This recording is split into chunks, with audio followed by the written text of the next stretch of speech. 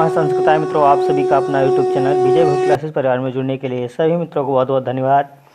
शुभ संध्या, शुभ रात्रि। सभी का अपना यूट्यूब चैनल जो विजय भोज क्लासेस है, आप सभी को हार्दिक स्वागत एवं अभिनंदन करते हैं।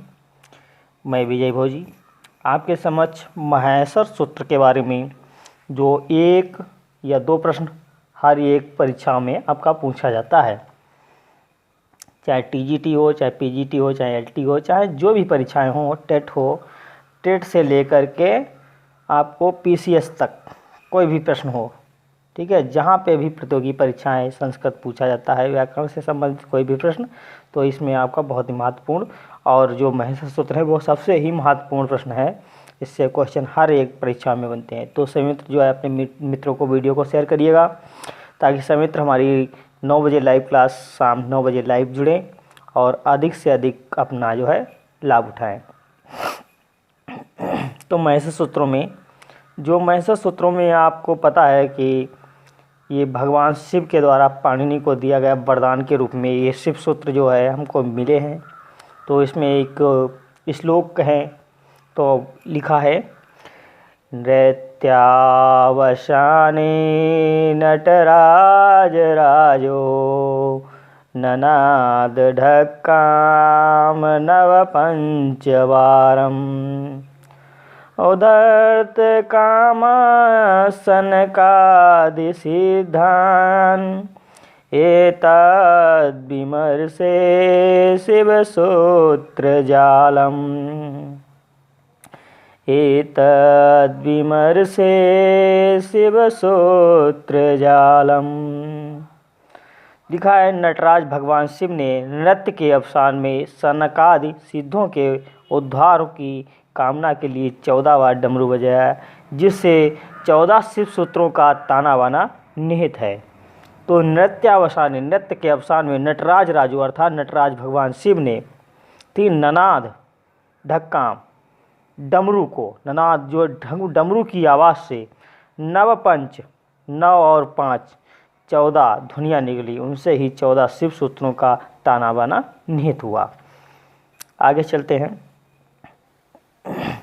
तो महेश्वर सूत्रों में तो महेश्वर प्लस अण प्रत्यय, तो माहेश्वर में आपका अण प्रत्यय है और इनका जो अन्य नाम भी हैं। तो महेश्वर सूत्रों को हम लोग क्या बोलते हैं?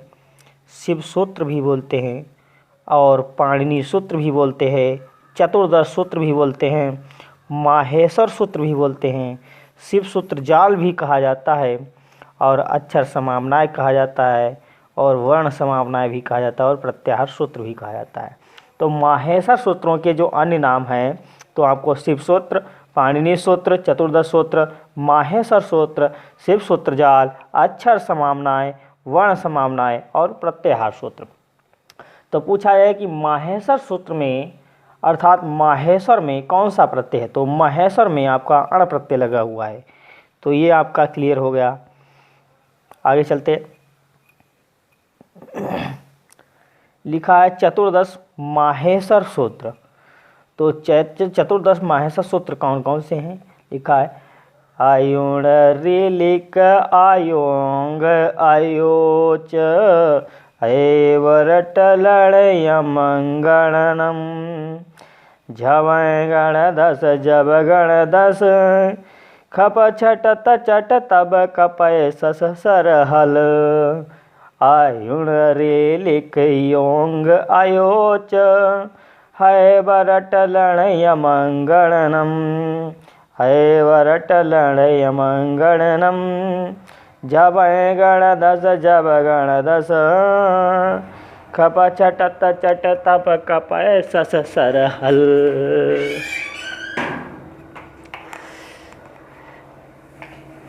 तो ये महेश्वर सूत्र है। आयुण ऋलिक आयोंग आयोच हैवरट लण यमंगणनम झवय गण दस जब गण दस खप छट चट तप कपय सस सर हल।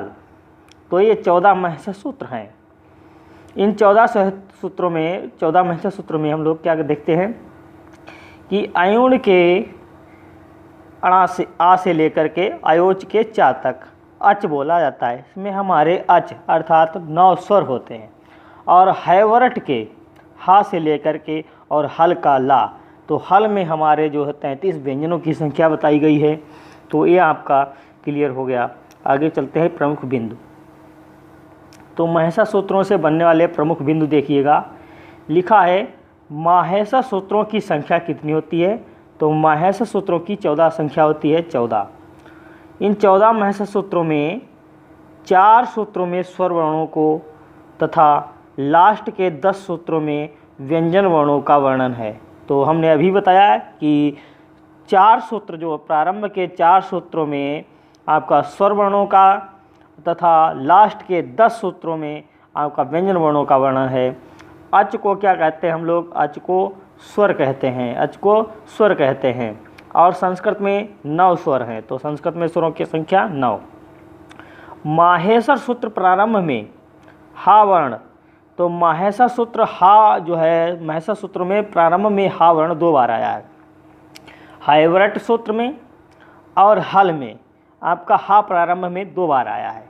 तो लिखा है हैवरट और हल में। तो इत संज्ञा विधायक सूत्रों की संख्या, तो इत विधायक अर्थात इत संज्ञा विधायक सूत्रों की संख्या 6 है। आगे चलते हैं। आगे लिखा है माहेश्वर सूत्र में अंत में अणावर्ण, जो महिषा सूत्रों के जो अंत में अणावर्ण है वो कितनी बार आया है? तो 2 बार आया है। कौन से? अयोण के अणा में और लण के अणा में। तो इत संज्ञक वर्णों की संख्या कितनी होती है? 14 होती है। इत संज्ञक वर्णों की संख्या कितनी होती है? 14 होती है। परंतु लण सूत्र के मध्य में स्थित जो आ है, आ की इत संज्ञा होती है, इसलिए कुल इत संज्ञक वर्णों की क्या होती है? 14 से बढ़कर 15 हो जाती है।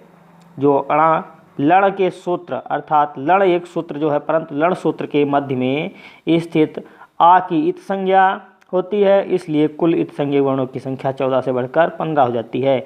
लण मध्य तु इत संज्ञा, लण मध्य तु इत संज्ञा। अगर यूपी टेट में पूछा जाए तो आपको 14 जो है इत संज्ञक वर्णों की संख्या बताना है, और टीजीटी में आपको तो 15 जो है, और एलटी में भी आपको 15 जो इत संज्ञक वर्णों की संख्या कितनी बताएंगे? 15 बताएंगे। आगे चलते हैं। आगे हमारा क्या है? 9 स्वर और 33 व्यंजन मिलकर 42 प्रत्याहार बनाते हैं। तो जो है 9 स्वर और 33 व्यंजन मिलकर क्या बनाते हैं? 42 प्रत्याहारों का निर्माण करते हैं। परंतु रा प्रत्याहार को जोड़कर कुल प्रत्याहारों की संख्या 42 से बढ़कर 43 हो जाती है। तो परंतु रा एक प्रत्याहार है, उसको जोड़कर कुल प्रत्याहारों की संख्या कितनी हो जाती है? 42 से बढ़कर हम लोग क्या कहते हैं? 43 हो जाती है। और यूपी टेट में आपका प्रत्याहारों की संख्या पूछी जाए तो 42 ही बताना है। अगर टीजीटी में आपको बताना है तब भी आपको कितना बताएंगे? हम लोग 43 बताएंगे। टीजीटी यूपी टीजीटी परीक्षा में आपको क्वेश्चन आ जाए कि प्रत्याहारों की संख्या कितनी है, तो आपको 43 बताना है। अगला है हल प्रत्याहार में कुल वर्णों की संख्या। तो हल प्रत्याहार में कुल वर्णों की संख्या हमारी 34 होती है, जो यूपी टीजीटी के अनुसार। अगला कि संस्कृत शब्द में सुट का आगम किस अर्थ में होता है? तो भूषण के अर्थ में होता है। तो संस्कृत शब्द में जो सुट का आगम होता है वो भूषण के अर्थ में होता है। तो अब ये जो है हमने बता दिया महिषा सूत्रों के बारे में। इससे एक प्रश्न बनेगा, और सभी मित्र इस क्लास को न छोड़ें और अधिक से अधिक मित्रों को जो शेयर करिएगा। तो सभी मित्रों को बहुत बहुत धन्यवाद हमारे साथ लगातार बने रहने के लिए। वीडियो अच्छा लगे तो आप कमेंट के माध्यम से ज़रूर बताएं कि आज की क्लास कैसी लगी। तो सभी मित्रों को बहुत बहुत धन्यवाद। नमः संस्कृताय, शुभ संध्या, शुभ रात्रि, और आप अपने घर पर अच्छे से व्यस्त रहें, मस्त रहें और स्वस्थ रहें। सभी को धन्यवाद। नमः संस्कृताय।